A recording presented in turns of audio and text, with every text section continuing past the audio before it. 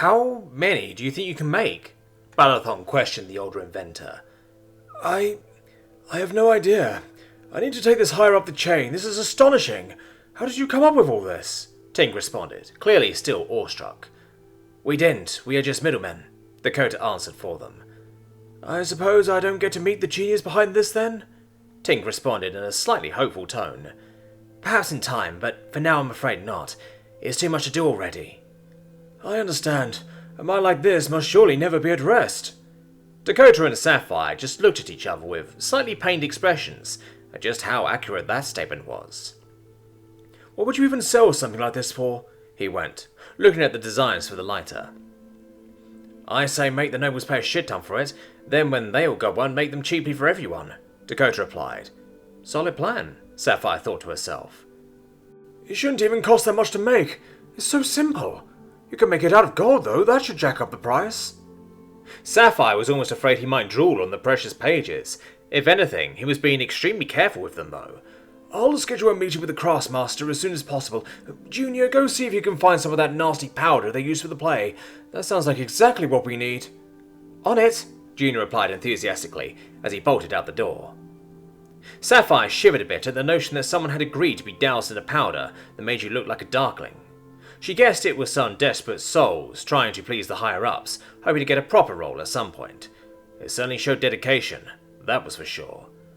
Now I have most of what we need. I'll get the rest and put together some prototypes. I might need some time for that net thing. I can't believe that would work, but I don't have anything that is... What did he call it? Magnetic?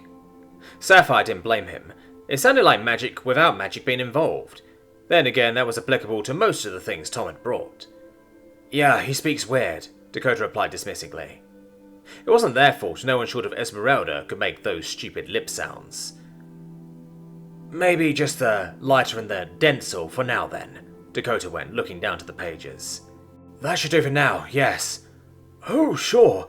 Those are amazing in their own right. I want some of those dentals immediately. And you say you can make the lines go away with that strange, soft thing? Yeah, he calls it a rudder. Wasn't that for steering with? Sapphire questioned. She was fairly sure rudder in English was the thing ships used to steer. She could be wrong, though. I can't say it the way he does, okay? We're calling it a rudder. It makes corrections anyway. It's mostly right. He also called it an eraser, Sapphire added. Tom had definitely used that before. That sounds sinister. I vote for rudder, Tink went, putting his hands in the air, being joined by Dakota. Sapphire just shrugged. She didn't care either way. Balathon eventually put his hand in the air too, after Dakota stared a bit at him. That's decided then. The lighter, the dental, and the rudder. I want you to make copies of these. I'm keeping the originals. Of course, follow me, Tink went, waving them along to another room full of parchments and drawing implements. It had taken until after sundown to get the plans and all the instructions for how to make it all copied over. It really didn't help that some of the stuff was clearly written by Tom. He really needed to work on his handwriting in Draconic. Tink Jr. had returned with a small bag of the strange grey powder, which apparently turned everything it touched grey. Sapphire made sure to steer well clear of that bag. That stuff could likely get you killed in some of the less nice parts of town. Now, though, they were once again sitting at the tavern enjoying the fairly nice meal. They hadn't discussed prices with Tink, since this was likely going to be a deal struck with the entire guild, rather than just the lone inventor guy. Dakota had also told them not to talk too loudly about the sums of money likely involved. It was bad enough they had people lined up at the tavern asking for stories about Tom. They didn't need to be robbed as well. Sapphire didn't mind much, but she could see the problem. Besides, Heiko had gotten some of his friends to come over and say hi, so they sort of ended up with a shell of people around them who could keep the annoying ones away. It almost felt like the old days for Sapphire before she had left for Bismarcky Keep. She had eventually grown tired of all the attention, but it was rather nostalgic to once again be the centre of conversation in the tavern, even if it wasn't strictly her being talked about. Dakota had stayed with them tonight as well, so they all three ended up having a pleasant evening. Canberra, of course, also showed up again to hang out with her new boy toy. Damn, I'm glad we could afford 2 rooms, Dakota went, as the 2 lovebirds retired for the night. I think he is too, Heiko added in, bringing up his mug for a cheer. They hadn't been party drinking like the first night, just having a good time. That was all. Sapphire hoped they weren't having too bad of a time back home. Hopefully they wouldn't find anything at the keeps, go home and go about things like normal. They had already been attacked twice this year. It would be pretty fucking bad luck if it happened again. Anyone here? Jackalope tried, after they had been searching around for about 10 minutes. Not finding anything. Not even a dead chicken. There were trails of animal blood around the pens, and the doors had been busted in using something very nasty. The thick, metal-reinforced doors had been reduced to splinters on the lower level. The keep didn't sit high on a cliff like Besmati Keep, so it was possible someone could have just walked up with a battering ram, and not them in. The massive claw marks on the stone would suggest otherwise, though. "Hello? We're here to help," Unkai went, bracing his shield, but receiving no response. Tom and Jarrix were holding positions at the edge of the buildings, Jarrix facing away, ready to bolt, while also keeping an eye out for anything approaching. Tom was sitting on his back, rifle at the ready, keeping an eye on the dragoness as they searched. Going inside had not been an option, the woodwork having collapsed into itself, leaving just the husk of the walls. "Jarrix, give it a go, will you?" Zarko went, before getting back to rummaging through one of the empty stables with the other two. Jarrix swung his head around, bellowing out, "I am Jarrix, Dragon of the Royal Guard. We mean you no harm. Please come out if you are hiding." Tom just sighed. There wasn't a soul here. "Right, let's get moving. They might be scouting out the next keep. Maybe we can help them instead." Tom went, reluctantly looking around at the devastation. "Shh," Jarrix demanded, head swinging around, ears perked. Tom did as instructed, going quiet as a mouse. The dragon turned around and began to walk in between the buildings, stopping periodically and clearly concentrating. "Found something?" Zarko went, walking over, a hint of optimism in her voice. "Quiet," Jarrix demanded, bringing his head down low to the ground, like the world's largest sniffer dog, eventually ending up right next to the keep. "There you are," he went, as he began digging. "What is it?" Zarko tried again. "There's something making noise down there." "They made a hidey hole?" Jackalope questioned, coming over at a jog. Jarrix didn't respond as he just kept digging, shoveling great big chunks of earth out of the way. "Come on! Where are you?" Jarrix questioned, looking around a bit before continuing to dig. Eventually, the sound of claw on stone was heard, as Jarrix bat out of the hole, panting, which was now at least 2 meters deep. Jarrix wanted to comment on just how effective a digger Jarrix apparently was, but this was a lot more important. He still had a job to do, so he remained on Jarrix's back, looking around for signs of trouble. "What is that?" Jackalope questioned, looking into the hole. "It's cut stone, that's what it is. Jarrix, we need to crack it open." Zarko responded, looking in, optimism in her tone. "But what if someone is inside?" "Not blow it up," Zarko protested. "Dig it out, man." Jarrix breathed deeply, moving around the big hole a bit, inspecting it, before getting back to it. "It looks like a tunnel or corridor. Why aren't they saying anything?" Jarrix questioned, as he began to unearth what looked to Tom almost like an air raid shelter made out of stone, the tunnel leading out from the keep. It took a fair few minutes of digging to uncover the stone arch that made up the roof of the tunnel, but eventually they found the end. "If anyone is in there, go towards the keep," Jarrix tried shouting at the bunker, not receiving a response. "They should be able to hear us, right?" Jackalope questioned. "Definitely," Zarko responded, looking at Jarrix, expression turning worried. "I swear I heard something. They must still be alive," he went, a hint of desperation in his voice, as he began clawing at the stone, looking for a place to grab hold. The sound of claws scraping across stone was truly a horrible one, and Redexy was likely also going to be pissed that the time he put into sharpening and polishing Jarrix's claws was being wasted like this. Eventually, Jarrix managed to get a grip on one of the keystones. He moved to get some better leverage before Tom felt him tense and strain under him, the stone sliding out slowly. "Fuck, that's heavy!" Jarrix protested, as the block came free, and the arch crashed into the tunnel. "Anyone home?" Jackalope shouted down the hole. Tom brought up the rifle.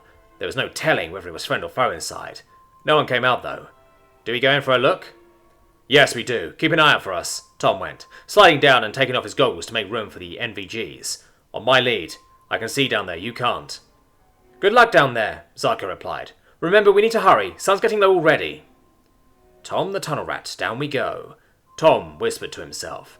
"Right, you follow me. Might want to keep your warhammer at the ready," he went, looking to Jackalope, who reluctantly holstered the revolver. Tom took a quick breath, sucking himself up. There was a very good chance that this was not going to be a nice experience. Before they could start descending, a hand grabbed the side of the stone. A very young-looking dragonette dragged his head out into the stone, gasping for breath, shaking like it was freezing to death. Tom slid down the slope, Jackalope following close behind. "They're alive!" she let out excitedly. "Yes, but how many?" Tom thought to himself bleakly, as his feet hit the top of the stone arch. "Come on, buddy," he went, grabbing a hold of the dragonette. It appeared to be a male. Tom guessed he wasn't much older than 10. The dragonette coughed and spluttered, all while trying to hyperventilate, as Tom lifted him up. "Form a chain, get him up, and lie him down," Tom went, handing the boy over to Jackalope, who took him, handing off to Zarko further up the bank. Tom peeked inside, but couldn't see shit through the darkness. Flipping the NVGs down, he was met with bodies lying on the ground and slumped up against the walls. Not one of them older than the one who had clambered out. Tom just froze, staring at what was in front of him. They tried to save the kids. No, get them out, get them out, get them out! Jackie, I'll send them up, get them out and get them breathing, Tom went, discarding his rifle in the dirt as he scrambled to get inside. The air was more stale than he had ever experienced, and it reeked. He rushed over to the first body. It looked to be a girl of around Anastasia's age, and she wasn't breathing. Take her, go, go, go! She shouted to Jackalope, handing the kid back up, going for the next one. There were 4 more kids inside, and the smallest was younger than he had ever seen, likely not even a year old yet. It was wrapped up in a blanket, sitting in a woven basket being clutched by one of the older kids. Tom took the basket, dragging the older kid along. When he returned, she was still standing there looking at the girl, tears in her eyes. I said get her out, now! She snapped to it, frantically handing the girl up to Zarko, and turning back to take the boy as Tom handed him up. She made an involuntary gasping squeak upon seeing the baby as she took it, staring at it for a second before passing it on. The last 2 kids seemed to be siblings of maybe 6 or 7, who were sitting wrapped up around each other. They looked like 2 drops of water, even entangled as they were. Tom picked them both up, carrying them to the hole Jax had made. That's everyone, he went, looking up to Jackalope, the light blinding him. He failed to take one of them as he held the kids up, then the other. With the last kid out, he turned back to see if the door led anywhere. He would shoot himself if he left one down there. There was a door at the far end, which he guessed led to a basement of some kind. Grabbing the handle, it wouldn't budge. He ran at it, shoulder-checking it with no success. He walked back to have another run when a hand grabbed him by the shoulder, spinning him around. They aren't breathing! Do something! Jackalope screamed at him, shaking him by the shoulders. Tom glanced back at the door before turning back to Jackalope, his mind snapping back to what meager training he had in first aid. Enclosed space, fire nearby, CO2 poisoning and/or asphyxiation. Give oxygen and assist breathing. Same as with Dakota, he responded to the distraught Jackalope, making his way past her to the entrance. He gave her a leg up and she held an arm up for him to grab. As he grabbed hold, she pulled him up in one motion, catching him by surprise for a second. The 2 of them scrambled up the side of the hole, throwing dirt behind them. In the grass above, the 6 kids were laid out. The one who had crawled out by himself having crawled over to the youngest, bawling his eyes out. How many are breathing? Tom demanded, as he got out of the hole. The panicked expression of Unkai didn't bode well. One of the twins, the boy who climbed out and the one who had the basket, came the desperate-sounding response. No, right, focus. Tom moved over to the girl he had dragged out first to demonstrate. Blow into their mouth and let them breathe out, then compress their chest like this, he went, demonstrating the basic maneuver. Press hard. If something cracks, keep going. Do not stop. The others spread out between the kids, trying their best to do as Tom had shown.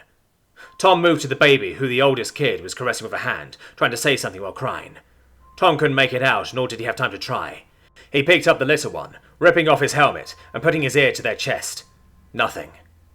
He put his mouth over its snout and blew gently, filling his chest with air. After repeating it a few times, he put them on the ground and started to gently massage their chests as firmly as he dared, trying desperately to coax some life into the little one. To his credit, the older kid seemingly understood Tom was trying to help, as he just sat there on his knees, watching Tom work. Are they okay? Jarvis questioned, voice quivering at what he was seeing. Tom didn't answer, instead of giving the younger one another few breaths before continuing, the little guy refusing to take a breath. Finally a new cough was heard, as the twin Unkai had been working on took a breath by themselves. Tom looked over to see Unkai hugging the kid like 2 old friends meeting again. Okay, this'll work. This has to work, Tom thought to himself, returning to the little one.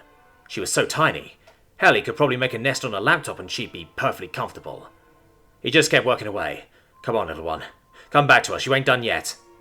The older kid didn't leave Tom's side, watching intently, his crying having subsided to a sob as he looked at the little one with all the love in the world. Come on, sissy. You can do it, he sniffed out. You better fucking live, Tom cursed the child, as she stubbornly refused to breathe. Why won't you live? He heard Jackalope desperately scream out from behind him. He turned to see her still pounding away on the chest of the young girl he had gotten out first. He turned back to the little kid. He couldn't press any harder or he would break her. She was so little, so fragile. She was broken. Tom cursed his vision again. He could hardly see anything. He took a second to wipe his eyes, gloved hand coming away wet. Just keep going, it will work. She will live, right? The older kid asked, clearly starting to cry again. She's doing good. You're doing good, sissy. You're going to make it. Tom didn't respond. He didn't know what to say. He had no idea how long she'd been going now, nor when the girl had stopped breathing to begin with. He's doing his best, he heard Zarko go from behind him, tone calm and soothing, unlike he had heard from her yet. Do not make that promise, I mustn't lie. He heard Jackalope scream out again in frustration. He could hear the pain in her voice. "She'll live, right? Please!" The older kid went again, nearly screaming at him, tears flying as Tom worked. More breaths, more compressions, more breaths, more compressions. Had this been an adult, he would have been worn out by now. Eventually, Zaka put a hand on his shoulder. "Tom, does she have a chance?" she asked very gently, leaving her hand on his shoulder. Tom looked up, glancing around. The sun was starting to hang low in the sky, the building shadows growing longer. He looked back down at the little girl. She didn't deserve this. To die like that. To die yet. No, she doesn't. He had to force himself to think. His shoulders sagging as he leaned back, covering his face. The older kid broke down, crying delicately, running a finger along his little sister's cheek, before planting his face in the ground and screaming as tears streamed down his face. Tom just clutched his hair, glancing around desperately. Unkai had taken over working on the girl. She wasn't going to make it either. They had been too slow. "You can fix it, right?" Jarek's tried from overhead, voice filled with false hope. "You fix things." "She's dead, Jarek's," Zaka responded, getting to her feet. Jarek's letting out a distressed whimper. She left Tom sitting there as he looked at the miserable scene. The twins were embracing each other, looking at him. The boy with the basket buried his face in Unkai as he tore to no avail. Tom stared back down at the baby, then picked her up, wrapping her gently in the blanket and placing her in the basket. "We got 4, Tom. We saved 4, he repeated to himself. The older kid finally looked up at him, tears still streaming. "Where are the others? Is there anyone else left?" "Where's Mum and Dad?" It came from the twins. It didn't sound like they hadn't quite grasped the situation yet, Zaka going over to them. Tom moved to the older kid, taking him into an embrace. Tom probably needed it as much as the kid did. "I'm so sorry, little guy. I'm so sorry. I'm so very sorry." The kid buried his face into Tom, sobbing softly. He knew. He had known for some time, Tom thought to himself. That was just the last bit of hope. Tom patted him on the back for what fucking good that would do. 2 dead kids, and 4 who got damn close. Dead kids. Why did it have to be kids? Celestine!